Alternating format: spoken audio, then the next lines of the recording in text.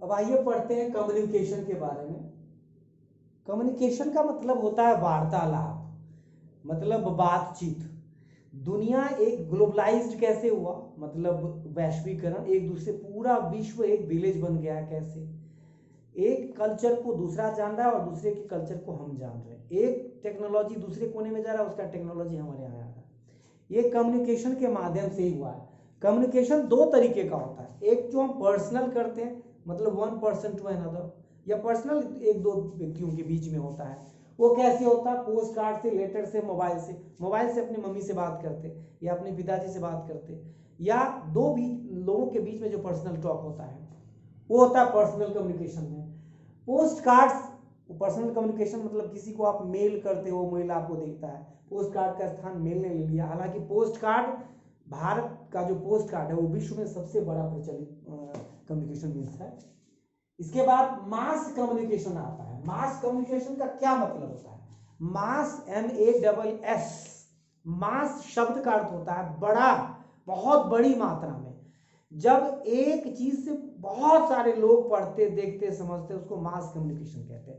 Newspaper, television, website या इस तरह के संसाधन जो भी हैं वो मास कम्युनिकेशन के साथ, radio, television, newspaper, films etcetera, ये क्या है? मास कम्युनिकेशन के संसाधन है। मतलब बड़ी मात्रा में लोगों को एक साथ एड्रेस करता है और प्रभावित करता है, उसको सुनाता है, उसको सिखाता है। आपको पता है कम्युनिकेशन का कितना बड़ा इस्तेमाल हो रहा है?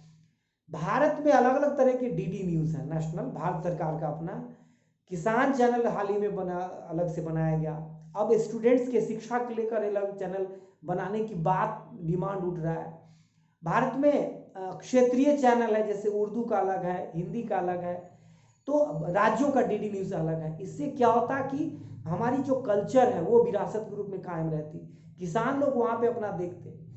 अलग अलग, जैसे राज्यसभा टेलीविजन अलग है, लोकसभा टेलीविजन अलग है। ये मास कम्युनिकेशन का ही संसाधन है। जब कभी भी राज्यसभा के अंदर कोई डिबेट होता है तो हम लाइव उसको देखते। हमारे पहले क्या होता है, तो राज्यसभा में कौन क्या कर रहा है, क्या बातें हो रही है, कोई पता नहीं। अब लाइव टेलीकास्ट होता, हमारा रिप्रेजेंटेटिव वहां पे क्या कर रहा है, ये हम मास कम्युनिकेशन के जरिए ही तो देख सकते हैं। तो इसके लिए हमने बताया कि मास कम्युनिकेशन क्यों फायदेमंद है।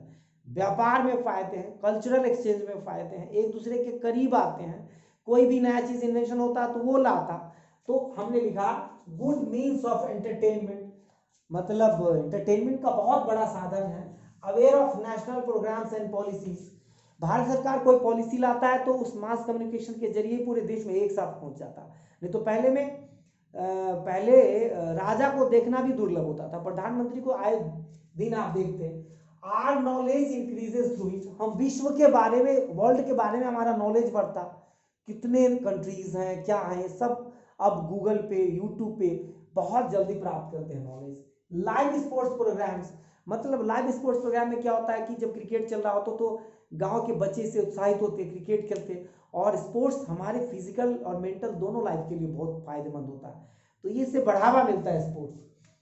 Doordarshan is medium of national news and messages, बताया सरकार का अपना मैसेज पहुंचाने का जन जन तक एक बहुत बड़ा साधन है। और आप अपने तरीके से भी लिख सकते हो। शिक्षा का माध्यम है, कल्चर एक दूसरे तक पहुंचता है, हमारे जो विरासत पहले की चीजें हैं वो कायम है। These are the advantages of mass communication. एक प्रश्न पूछता है कि इसको life line of national economy क्यों कहते हैं? Why the transport means and communication are called the life lines of economy. इसको जीवन रेखाएं क्यों कहते हैं?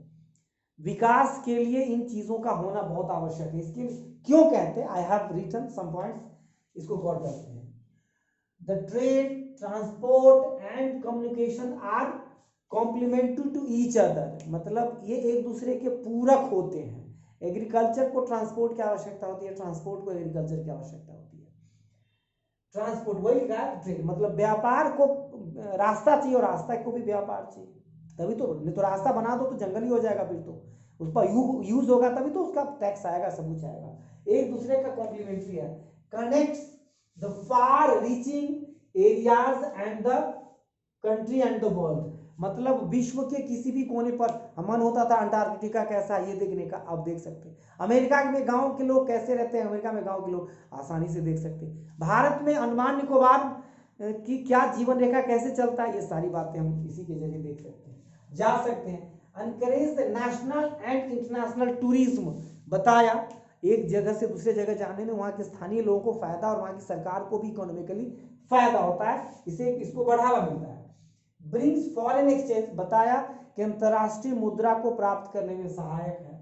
Life gets comfortable and easy, गर्मी पड़ती है तो शिमला चले जाओ और ठंड लगे तो चेन्नई चले जाओ, ये लाइफ कंफर्टेबल है। द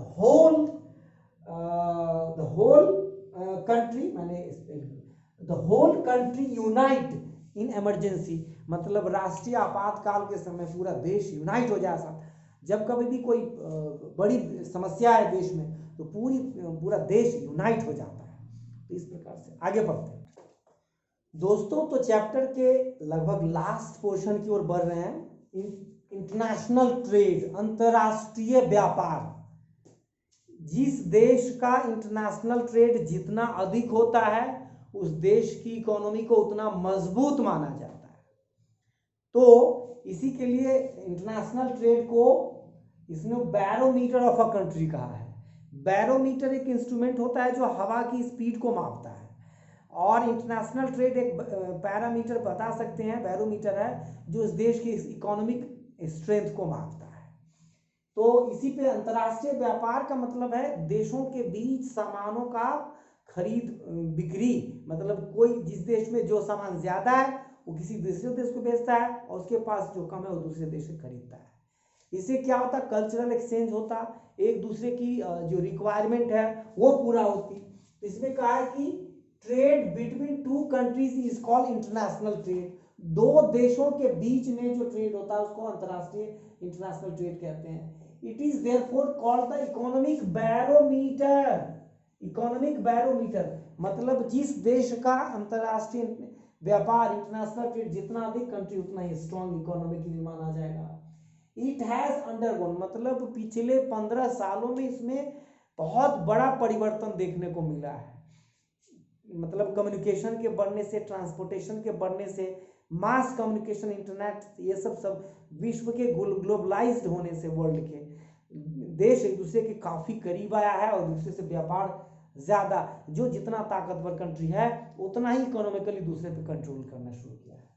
आगे, India has emerged as a software giant at the international level.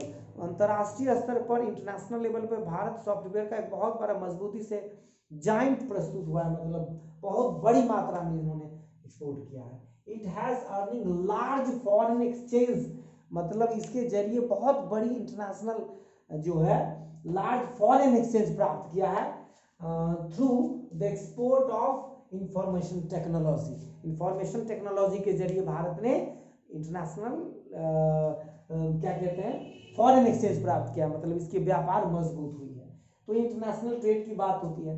There are some words, कुछ शब्द हैं जिसके बारे में आपको जानना है। एक होता है एक्सपोर्ट, एक्स मतलब बाहर जाना। हमारे यहाँ जो चीजें हैं, हमने जो टेक्नोलॉजी बनाई है, हम उसको किसी दूसरे देश के साथ बेचना, अपने यहाँ के पैदावार को, प्रोडक्शन को, तो उसको हम कहेंगे एक्सपोर्ट।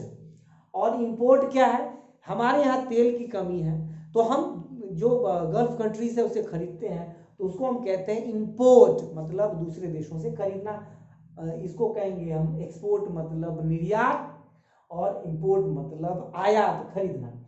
बैलेंस ऑफ ट्रेड का क्या मतलब है, इस ट्रेड में ही आएगा। बैलेंस ऑफ ट्रेड तो होता है व्यापार, खरीद बिक्री करना व्यापार है। बैलेंस ऑफ ट्रेड का मतलब है कि आप खरीदते ज्यादा है या बेचते ज्यादा है, आप खरीदते ज्यादा है या बेचते ज्यादा है। इस पे आपकी कंट्री की ग्रोथ और इकोनॉमिक कंडीशंस पता चलता है। आपने मान लो कोई किसान बहुत अधिक सेब का पैदावार कर रहा है और वो खरीदता है, उसके बदले में उसको खाने के लिए अनाज तो कम ही चाहिए ना, वो कम खरीदता और ज्यादा बेचता है तो उसको मजबूत माना जाएगा पॉजिटिव में। तो फेवरेबल बैलेंस ऑफ ट्रेड का मतलब है अधिक बेचना और कम खरीदना, ठीक है। मतलब एक्सपोर्ट ज्यादा, इंपोर्ट कम। और अनफेवरेबल बैलेंस, कुछ ऐसे कंट्रीज हैं जिनके पास कुछ है ही नहीं, तो मतलब बहुत कम चीजें हैं, तो उसको बहुत सारी चीजें खरीदना पड़ता है, तो उसको हम कहेंगे अनफेवरेबल बैलेंस ऑफ ट्रेड। इसमें क्या होता है कि उसको अनाज के लिए भी दूसरों पे डिपेंड है, ऑयल के लिए भी दूसरे पे डिपेंड है, मेडिसिन के लिए भी दूसरों पे डिपेंड है, कपड़ों के लिए, तो एक बड़ी दिक्कत हो जाती है उस देश के लिए। तो जितना रिसोर्स उसके पास होगा उतना ही फेवरेबल बैलेंस ऑफ ट्रेड होगा। आखिरी पॉइंट है कि टूरिज्म से क्या फायदा है, मतलब यात्रा करने से टूरिज्म जो देशों के बीच में, जैसे माउंट एवरेस्ट हिमालय का एक बहुत बड़ा टूरिज्म सेंटर है, भारत में बहुत सारे टूरिज्म सेंटर है, जैसे ताजमहल है, भारत में पहाड़ है, डिजर्ट है, समुद्र है, बहुत सारे टेम्पल्स हैं, तो इन सब के कारण भारत को टूरिज्म में बहुत ज़्यादा फायदा होता है। तो इसके क्या फ़ायदे हैं, एक तो इंटरनेशनल जो हमें चीज़ें हैं एक्सचेंज, फॉरेन एक्सचेंज वो प्राप्त होता है, दूसरा हम अपने कल्चर को मजबूती के साथ पूरे विश्व में रिप्रेजेंट करते हैं, तीसरा लैंग्वेज अलग अलग एक्सचेंज होता है। तो इसमें मैंने लिखा कुछ पॉइंट्स को, tourism promote national integration. Integration शब्द का मतलब होता है कि जब तमिलनाडु के लोग यूपी में, बिहार में, जम्मू कश्मीर, हिमाचल में आते हैं तो हम उनके कल्चर को जानते हैं। हमारे स्टेट कंट्री के अंदर भी तो अलग अलग भाषाएं और कल्चर है, और हम वहां पे जाते तो पूरे देश को यूनाइट करके रखता है, इंटीग्रेशन। तो ये व्यापार क्या करता है, इंटीग्रेट करता है कंट्री को, मतलब यूनाइट करता है। It provide support to local handicraft. अब आप जाते हो ताजमहल देखने के लिए तो वहाँ के स्थानीय लोगों को फायदा होता है, वहाँ की स्थानीय चीजें, आगरा जाते वहाँ का मुरब्बा, कहीं जाते तो कहीं का स्थानीय जो खाने की चीजें या उसका हैंडीक्राफ्ट है वो बेचने को उसको मौका मिलता है, तो उसको एक पैसा प्राप्त होता है। Helps in the development of international understanding of help the development of international understanding about our culture and heritage. हमारे जो कल्चर है, संस्कृति और हेरिटेज, विरासत, उसको समझने की जो वो समझ हमारी विकसित होती है, तो ये व्यापार के जरिए होता है। Tourism also increase foreign exchange. Foreign exchange की बात बार बार होती है कि ये हमारे फॉरेन एक्सचेंज को भी बढ़ाता है, मतलब दूसरे देशों से हमें फॉरेन प्राप्त कर, मतलब एक्सचेंज, उसकी डॉलर को, उसकी चीज़ें हमें पैसे मिलते हैं, जिसके कारण हम इकोनॉमिकली स्ट्रांग बनते हैं। तो ये चैप्टर जो आपने सड़कों के बारे में, रेल के बारे में, एयरपोर्ट के, एयरलाइंस के बारे में, एयर के बारे में, वाटरवेज के बारे में, और मास कम्युनिकेशन के बारे में, ट्रेड के बारे में, इंटरनेशनल ट्रेड के बारे में पढ़ा, ये चैप्टर अलग अलग पार्ट में मैंने बनाया है। इस वीडियोस को आप देखोगे, और हमने नोट्स भी बहुत अच्छे से तैयार किए हैं।